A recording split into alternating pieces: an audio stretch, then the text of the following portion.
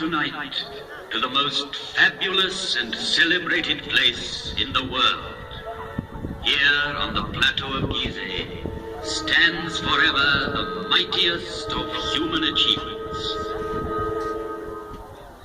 No traveler, emperor, merchant, or poet has trodden on these sands and not gasped in awe. The curtain of night is about to rise and disclose the stage on which the drama of civilization took place.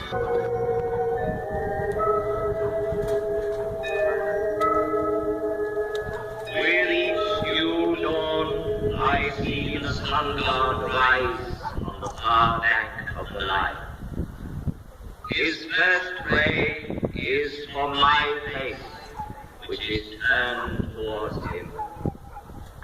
And for 5,000 years, as tomorrow I shall see the east burning with a new flame.